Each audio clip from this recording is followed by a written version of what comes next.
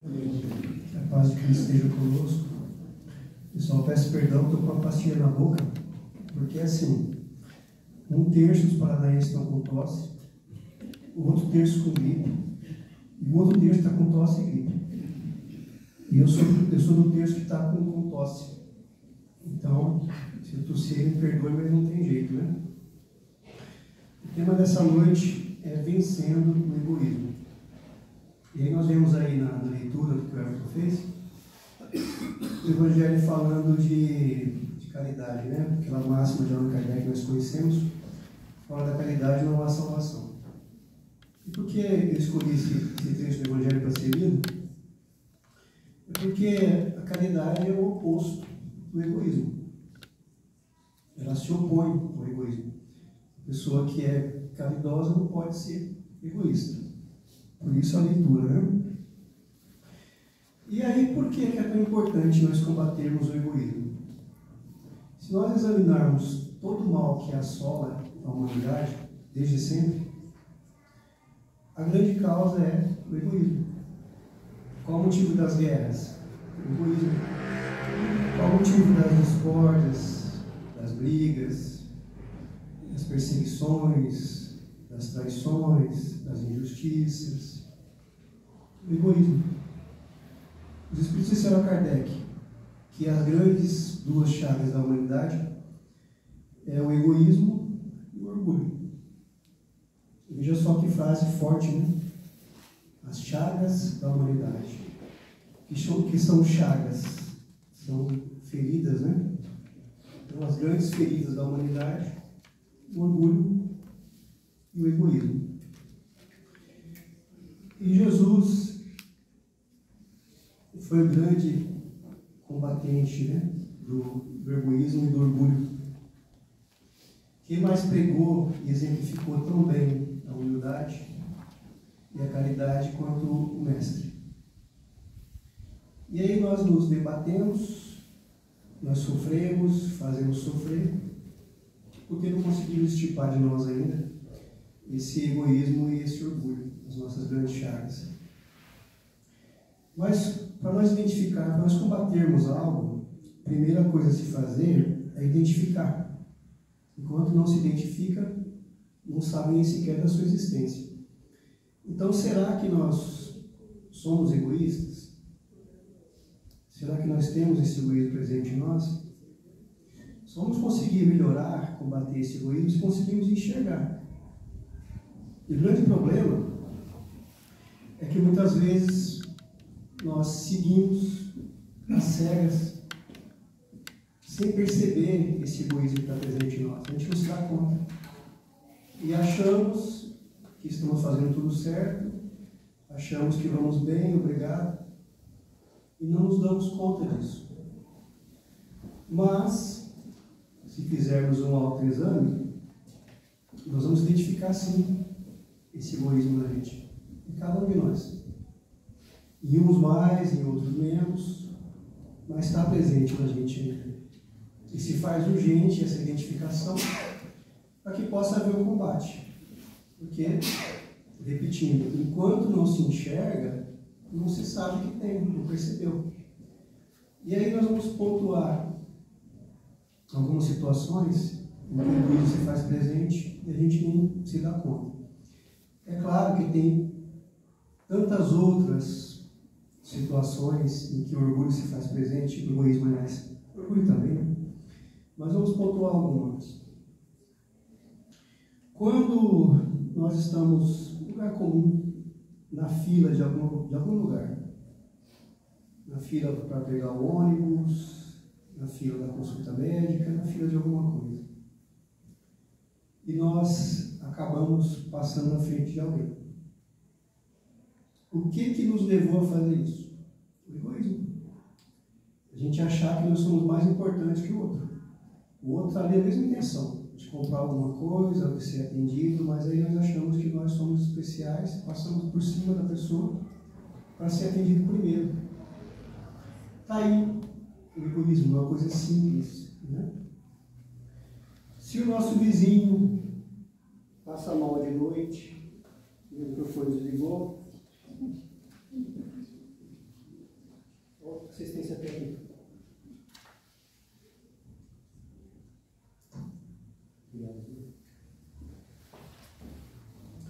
Então, se nosso vizinho passa mal, nós nos esquivamos de socorrer. O que está motivando essa omissão de socorro? É o egoísmo. A gente não quer se envolver. Ah, não vou me envolver, não vou tirar o meu carro da garagem essa hora, não quero levar ninguém na UPA, não quero me envolver. É o egoísmo.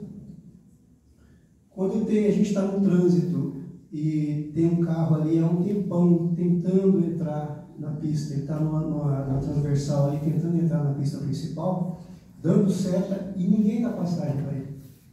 Aquele fluxo intenso ali da hora do rush, né? Pessoa tentando entrar e a gente não dá passagem. O que está por trás disso? Egoísmo. Eu estou pensando só em mim, eu quero passar logo e o outro quer entrar e ele que se vire. Eu não quero saber. Não me importa. Lugar comum. Na nossa casa, os afazeres domésticos. Quando tem só uma pessoa que cuida de tudo. Que lava a louça, que passa o pano no chão, que faz a comida, que lava a roupa. E eu, que também sujo o chão, que também sujo a louça, que também sujo a roupa, eu não faço nada para ajudar. O que está por trás? Egoísmo. Sempre o egoísmo. Sempre.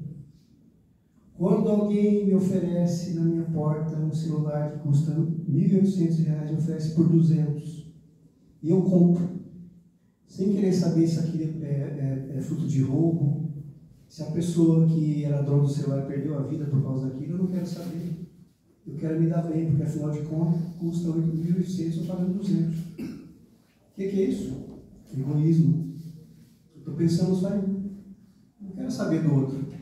Se roubaram o celular dele, se não roubou, porque alguma coisa está errada. Se custa 1.800, eu estou vendendo por 200 na minha porta, alguma coisa está estranha nisso, né? E aí, nós temos muitos e muitos exemplos do egoísmo.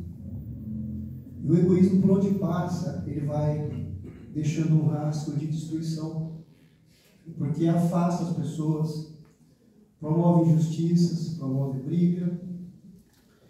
Eu lembro que, me contaram uma historinha assim, que 2 irmãos foram almoçar, estavam em casa na hora do almoço, e a mãe serviu na mesa 2 bifes, colocou numa travessa, 2 bifes, um para cada irmão. Aí tinha um bife enorme e um pequenininho. Aí um dos irmãos pegou o maior. E o outro irmão reclamou, né? Ah, mas você é egoísta, você pegou o grandão e deixou o pequenininho para mim. E o irmão que pegou o maior falou assim, se você tivesse servido primeiro, qual que você pegaria? Eu pegaria o menor, então eu estou pronto, o maior é meu. Está tudo certo, né? E aí como que se resolveria essa questão com justiça? Simples. Corta um pedaço do bife maior. E dá para aquele que pegou o bife menor, está resolvido. Então esse é só um exemplo de como que a gente age com egoísmo, sem nem nos darmos conta disso, né? E o pior, gente, é que a prática do egoísmo não traz consequências só para essa vida. Nós estamos numa casa espírita, e nós espíritas acreditamos em reencarnação. Acreditamos que nós não vivemos uma vez só. Nós passamos por essa terra aqui muitas vezes, por uma questão de aprendizado. Não podemos aprender tudo numa vida só, então nós vamos indo e voltando até aprender lições. E aí, esse rastro de egoísmo, ele leva a consequências daqui para o mundo espiritual, e do mundo espiritual volta para cá. E aí nós vemos um mundo assolado de problemas de saúde, obsessões espirituais. E onde é que está a raiz? Egoísmo.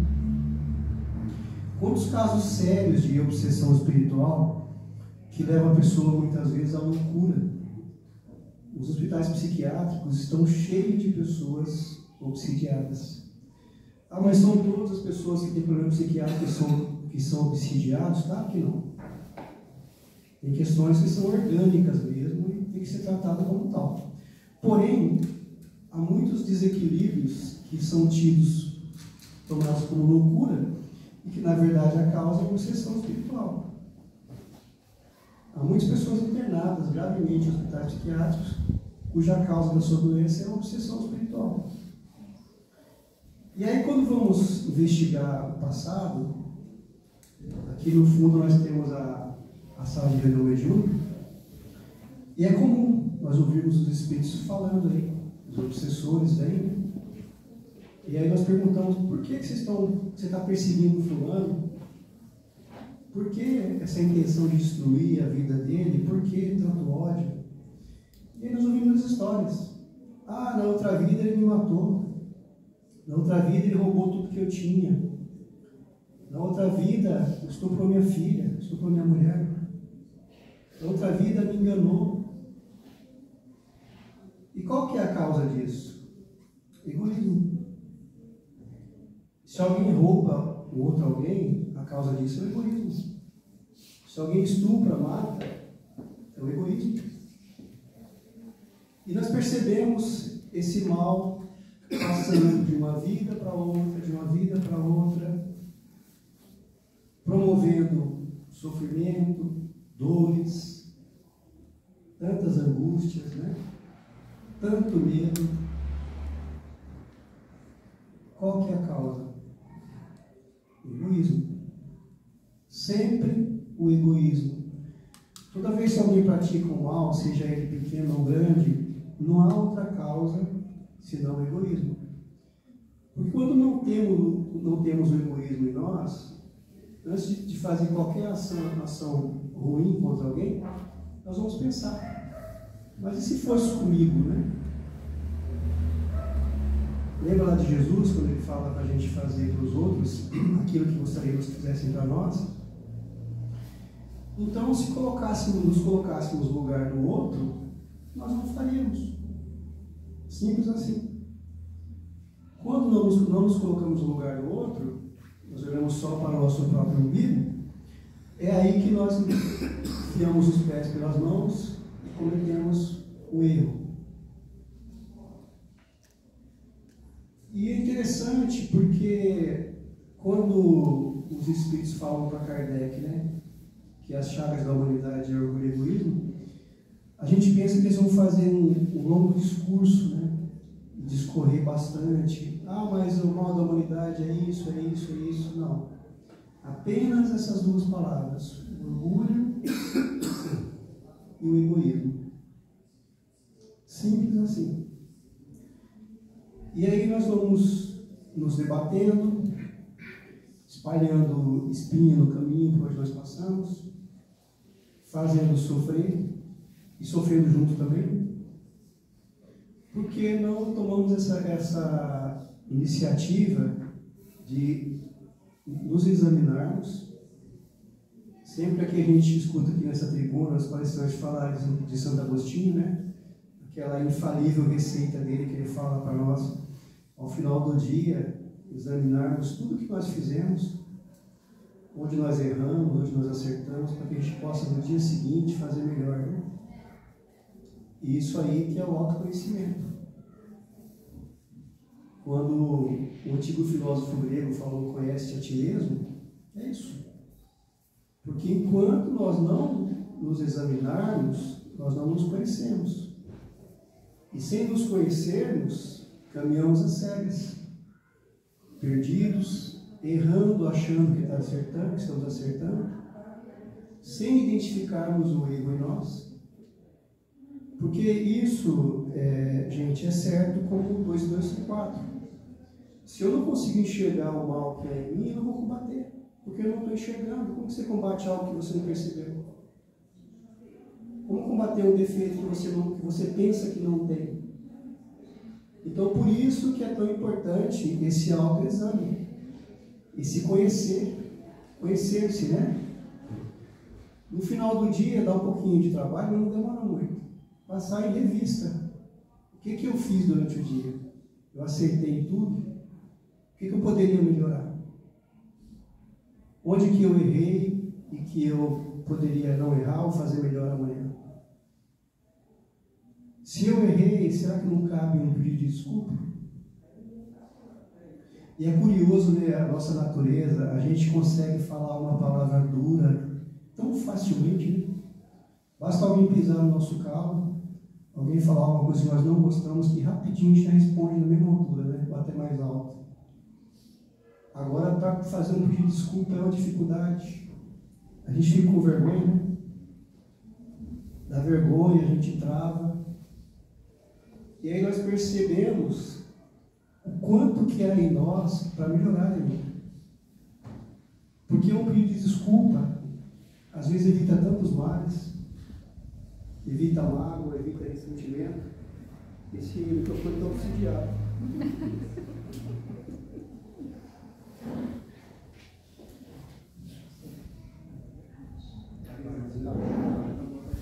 Ó, vou bater, né? Foi de Osmar. Então, gente, falar, me perdoe, me desculpe, vem aquela trava na garganta assim, né? Fica difícil de falar, mas é exercício.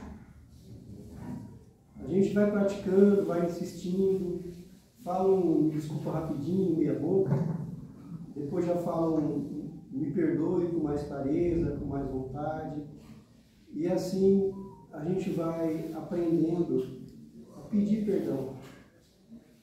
E aí quando você reconhece o erro, você faz o pedido de perdão, você reconheceu com humildade que você errou. Aí, infelizmente, há muitos que pensam assim que pedir desculpa é um ato de covardia, fraqueza. Ah, não vou me rebaixar, pedir desculpa, pedir perdão. Não é se rebaixar, é admitir um erro e se desculpar por ele. E quando nós conseguimos reconhecer um erro e pedir perdão por isso é um ato de grandeza, não é de covardia ou de fraqueza, pelo contrário. É um ato de crescimento. Como eu estava dizendo, falar uma palavra dura, responder na mesma moeda, gritar, isso é fácil. É bem fácil de fazer. A gente faz que nem percebe, né? Agora, reconhecer o erro e falar me perdoe, me desculpe, eu estava equivocado, eu me enganei, é mais difícil. Porém, a gente vai exercitando. Fala, ainda que com vergonha, ainda que constrangido, mas fale. Na segunda vez, se for necessário, já sai melhor essa fala, já flui com mais facilidade, né? Mas é preciso exercitar. Há quem pense que a virtude a gente dorme cheio de defeito e acorda com um monte de virtude. Não é. A virtude é obra do tempo, é obra de perseverança, de insistência. O que leva a gente... Obrigado, Marcos. O que leva a gente conseguir adquirir a virtude, né, é a persistência, é o hábito. De tanta gente fazer, você faz, aquilo se torna um hábito, daqui a pouco você está fazendo com naturalidade. Mas é preciso começar, né? Enquanto não se começa, está estagnado. Você começou a exercitar aquela virtude que você tanto quer adquirir, vai persistir, vai fazendo, daqui a pouco aquilo fica arraigado em você, passa a fazer parte de você. Mas é preciso começar, né? Nós temos na história do cristianismo grandes personagens que no começo agiram com muito egoísmo, né? Espalharam muito mal ao seu redor. E um dos grandes exemplos disso é o apóstolo Paulo. O Everton aí na sua na leitura da mensagem final, ele leu lá, apóstolo Paulo, Paris, 1860. Para quem não sabe, é o apóstolo Paulo mesmo. É aquele da Bíblia, lá do Atos dos Apóstolos. Ele participou da codificação da Allan Kardec, da doutrina espírita. Então, em 1860, ele escreveu essa mensagem sobre caridade. E o apóstolo Paulo é o grande ícone da transformação do ser humano, né? Ele, enquanto era Saulo, todo mundo conhece a história, era o doutor da lei, que perseguiu e matou cristãos. Para quem leu o livro Paulo e Estevão, sabendo o que eu estou falando, e quem não leu, eu recomendo que leia, gente. É um livro maravilhoso. O Chico Xavier conta a história do apóstolo Paulo e do Estevão. E o primeiro mártir que foi morto, né? Estevão. E Saulo, que ordena o apedrejamento dele. E aí Saulo agia egoisticamente. Em nome da sua fé, ele achava que estava acertando, mas egoisticamente ele perseguia e mandava matar quem pensasse diferente da religião dele. E nós vemos isso ainda hoje no nosso mundo, infelizmente. Pessoas que pensam que a sua fé que é a única e a verdadeira e perseguem outras pessoas por isso. É o egoísmo de pano de fundo. E aí o apóstolo Paulo, perseguindo, mandando matar, apedrejando, mas também não tinha paz, porque é uma das características do egoísta. Ao contrário do que se pensa, aquele que vive egoisticamente, ele não tem paz. Porque a única forma de se obter a paz verdadeira, aquela que nasce de dentro para fora, é estar com a consciência em paz. E quando se age com egoísmo, se macula a própria consciência. E Saulo não era diferente. Vivia perseguindo os cristãos, mas vivia sem paz.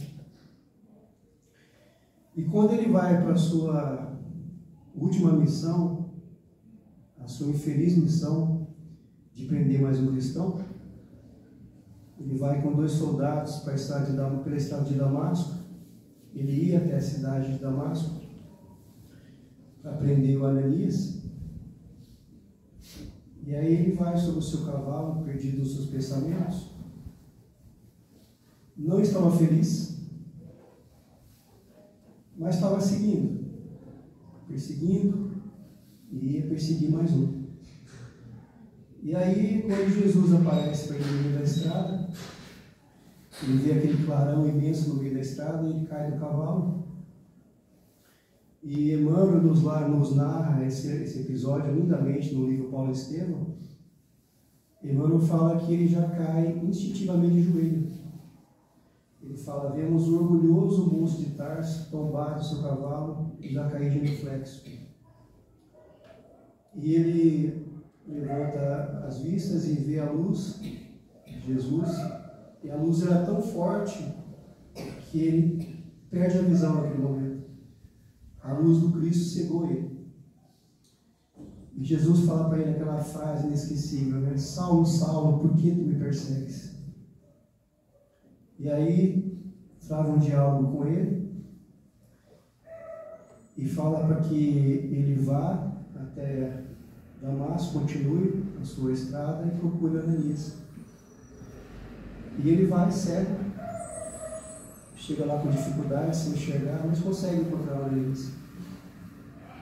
E aí Ananias estende as mãos sobre ele e ora. E o Emmanuel nos narra que era como se escamas saíssem dos olhos dele e ele recupera a visão. E ele volta a enxergar. E a conversão dele se deu já naquele momento que ele caiu de joelhos na estrada. Ele já se converteu a partir daí. E aí, depois dessa conversa com Ananias, ele vai para o deserto e fica lá por 3 anos trabalhando como humilde tecelão e estudando os pergaminhos do Evangelho. E aí ele volta para Jerusalém e vai pregar o Evangelho e se torna um gigante do cristianismo como nós conhecemos, né? Por tantas cidades que ele passou, pregando o Evangelho de Cristo, iluminando as almas, E interessante, da mesma forma que ele apedrejou Estevão, ele também foi apedrejado. E aí nós vemos também uma lei que o Espiritismo nos prega tanto, que é a lei de causa e efeito. Né? Na história de Paulo, a gente vê claramente isso acontecendo. Ele perseguiu e foi perseguido. Ele apedrejou e foi apedrejado. Ele matou e ele foi assassinado. Só que ele desencarna como um espírito totalmente redimido. Ele não retorna ao mundo espiritual como uma alma falida, em desalinho, em dívida. Não. Ele volta glorioso como alguém que se arrependeu, fez o caminho de volta, fez acender a luz da própria alma. Mas ele só conseguiu fazer isso, fazer esse caminho de volta e se dedicar tanto à causa do Evangelho, quando ele enxergou o egoísmo dentro de si e fez o caminho diferente. Quando ele enxergou que ele não tinha o direito de impor a fé dele para as pessoas, ele não tinha o direito de matar, de perseguir outras pessoas apenas porque ele não concordava com a fé dele, apenas porque ele não partilhava da sua crença. Quando ele enxergou que ele estava agindo com egoísmo em relação aos seus irmãos, aí que houve a mudança, aí que houve a conversão real para o Cristo. Ele se tornou o grande apóstolo do cristianismo. E quando nós voltamos os nossos olhos para tantos outros mártires, ícones da história da humanidade, que para nós é referência, nenhum deles era egoísta. Existe algum traço de egoísmo em Madre Teresa de Calcutá? Não, a mulher que se doou sua vida para o próximo, né? São Francisco de Assis, Chico Xavier, o nosso querido Divaldo, que ingressou como espiritual há poucos dias, né? Então nós percebemos que aqueles que passaram pela nossa história, como os grandes imperadores, os grandes políticos, os generais, o pó cobriu todos eles. Eles não são referência para a humanidade. Quando alguém está em apuros, ninguém vai rezar para o imperador e ela ajudar. Quando alguém precisa de orientação ou está em sofrimento, ninguém vai orar para o grande Júlio César ou para o grande Calígula, né? Não, de forma alguma. Nós lembramos os momentos difíceis, nós lembramos quando estamos com dificuldade, nós lembramos de quem? Aqueles baluartes da bondade. Nós rezamos para São Francisco, para o apóstolo Paulo, pedimos a inspiração do Chico Xavier, né? Nós lembramos de quem? Desses grandes ícones da humanidade, que conseguiram extirpar deles próprios toda e qualquer raiz de egoísmo e se dedicaram à causa do bem, à causa do amor universal. Esses são as nossas referências de amor, de sabedoria. É para eles que nós apelamos. Então percebamos aí que se queremos encontrar paz, como esses grandes vultos da humanidade encontraram, não tem outro caminho senão o combate ao egoísmo. Mas é preciso, como eu falei agora há pouco, a gente poder identificar isso. E é só examinando, fazendo o autoexame para perceber. Outra forma também é quando alguém nos critica. Antes de já revidar com raiva, fulano falou comigo dessa forma, é bom examinar se a pessoa não tem razão. Porque às vezes ela está apontando em nós um defeito que nós não vemos. E essa pessoa acaba nos ajudando. Porque, olha, se nós temos um defeito e não estamos vendo, e a pessoa está apontando, então ela está sinalizando para a gente. Ela está servindo de farol para que possamos enxergar as nossas imperfeições. Então, antes de brigar, avalie se a pessoa não tem razão. Pensa um pouquinho. Um dia desse eu fui para São Paulo e eu peguei a poltrona lá de trás, a última, 46. E aí um homem sentou na frente, acho que ia ser 44, e chegou uma mulher e falou para ele, boa noite, essa poltrona é minha. E pegou e falou assim, eu estou bonzinho demais, por isso que estão fazendo isso comigo. Agora vocês vão ver que eu não sou bonzinho também não. Aí ele saiu reclamando, xingando, e foi lá na frente e pediu a poltrona dele. Então o que aconteceu? Quando ele chegou no ônibus, alguém tinha se sentado na dele. Em vez de ele conversar com a pessoa, ele falou, você está na poltrona errada. Ele foi e sentou na mulher. Quando a mulher pediu o direito dela, ele ficou bravo. Então vocês percebam a cegueira de não enxergar o óbvio. A mulher não tem culpa. Se alguém sentou no banco dele, ele devia ter resolvido. De uma forma que ela pediu para ele devia ter pedido para a mulher também, essa poltrona é minha, com educação, com jeito. Mas não, ele achou que ele estava sendo bonzinho demais por ter deixado a pessoa no banco dele, mas ele pegou o banco do outro. Entende? Então, para mim que estava de fora observando, e para outra pessoa do meu lado, era uma obviedade, mas a pessoa não enxergava. É igual aquela história que tinha uma mulher na sala de espera do aeroporto. Ela sentou perto de um homem e o homem pegou um pacote de bolacha e ela ficou pegando a bolacha dele e comendo, sabe? Indignada, porque ela pensou, esse pacote de bolacha é meu. Ele pegou de mim. E aí ele pegava uma bolacha, ela pegava outra. E cada vez que ele pegava uma bolacha, ela ficava mais brava, né? Mas que cara de pau. Ele não para de comer um pacote de bolacha. Aí quando chegou uma bolacha no pacote, ele pegou e dividiu. E ela falou, mas que sacana, ele tem cara de pau de pegar a última bolachinha e dividir comigo ainda, como se fosse dele.